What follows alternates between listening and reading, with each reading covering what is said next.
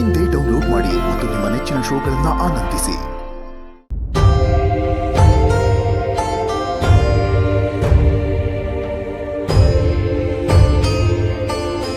ಇನ್ನೊಂದ್ಸರಿ ಅಣ್ಣನ ಮುಖ ನೋಡ್ಬೇಕು ಅನ್ನಿಸ್ತಿದೆಯಲ್ಲ. ಮತ್ತೆ ಅವ್ರು ಇಲ್ಲಿಗೆ ಬರ್ತಾರೋ ಇಲ್ವೋ? ಕರೆದ್ರೆ ನಾನು ಬದುಕಿದ್ದೀನಿ ಅನ್ನೋದು ಗೊತ್ತಾಗೋಗುತ್ತೆ. ಕರೀತೆ ಹೋದ್ರೆ ಹೊರಟು ಹೋಗ್ತಾರೆ. ಏನಪ್ಪ ಮಾಡ್ಲಿ?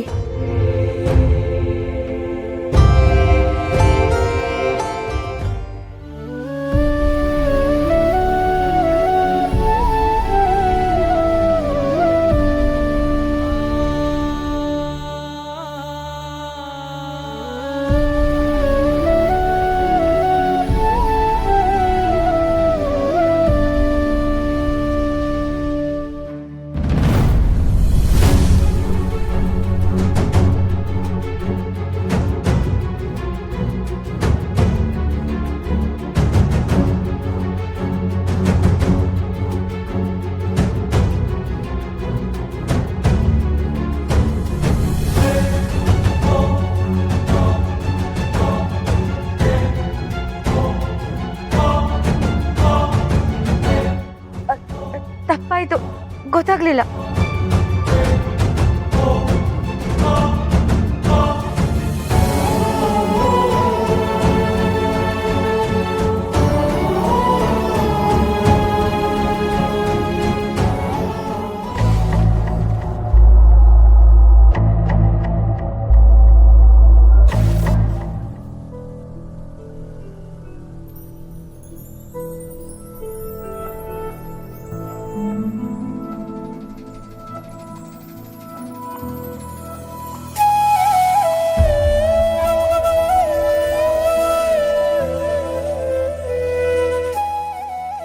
ವೆಂಕಿ, ಏನ್ ನೋಡ್ತಾ ಇದ್ಯಾ?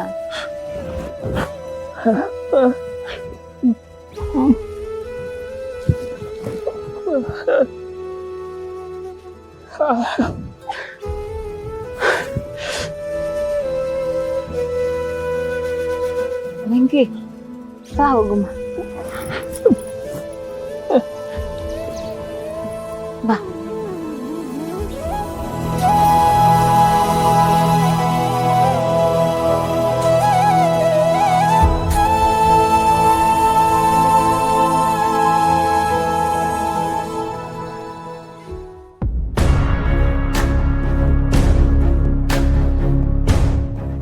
ನೋಡ್ದಿರಲ್ತ